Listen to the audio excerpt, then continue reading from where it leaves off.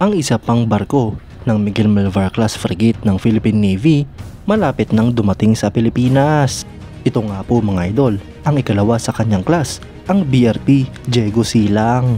Yan ang pag-uusapan natin, pero bago yan, kung bago ka lang sa akin channel, ay huwag mong kalimutang mag-like, subscribe at i-hit mo na rin ang notification bell button para lagi kang updated sa mga bagong videos natin.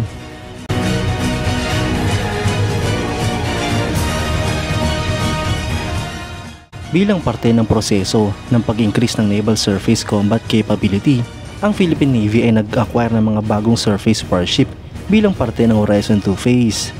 Kasama nga po dito mga idol ang pag-introduce sa bagong class ng anti-submarine warfare capable guided missile corvettes para sa offshore combat force sa ilalim ng Corvette Acquisition Project.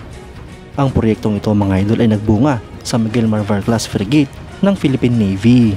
Noong umpisa mga idol ay classified nga po ito bilang corvettes, ngunit binago ito at naging frigates na. Nito nga lang pong May 20, 2025 bilang parte ng 127 founding anniversary ng Philippine Navy ay kinumisyon ito ang dalawang bagong surface assets, ang Miguel Malvar class guided missile frigate BRP Miguel Malvar at Acero class fast attack interdiction craft BRP Albert Mahini. Ang BRP Miguel Malvar ay ang unang barko sa dalawang barkong binili ng Pilipinas mula sa South Korea. Ang ikalawang barko naman, ang BRP Diego Silang, ay nakita noong launching ceremony nito sa Hyundai Heavy Industries sa Ulsan, South Korea. Ito nga po ay kasalukuyang sumasailalim sa fitting out works pati na port side at sea trials bago ito tuluyang i-deliver sa Philippine Navy bago matapos ang taong ito. Base sa mga reports mga idol ay posible nga pong i-deliver sa Pilipinas ang BRP Diego Silang ngayong September 2025. Ang barkong ito mga idol na may hull number na FFG-07 na ginawa ng Hyundai Heavy Industries. Ang first steel cutting nga po nito ay naganap noong November 22, 2023, nilaid down noong June 14, 2024 at nilaunch nitong March 27, 2025. Posible nga po itong dumating ngayong September at makokomisyon naman sa susunod na taon. Ang Miguel Malvar class frigate mga idol ay class ng frigates na dinisenyo at ginawa ng Hyundai Heavy Industries para sa Philippine Navy. Dati nga po itong kilala bilang HDC 3100 Corvette bago ito tuluyang napalitan at classify bilang frigate.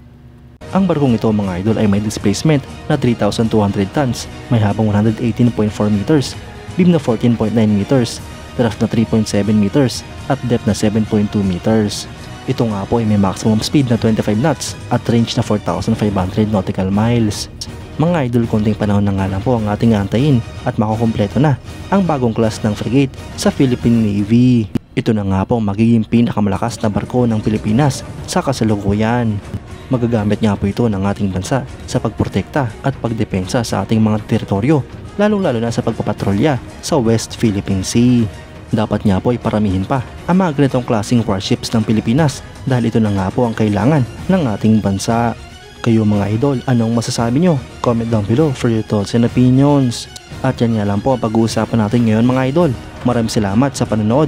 Huwag nyo rin kalimutang mag-like at subscribe bilang suporta sa ating channel. Mabuhay kayo mga idol!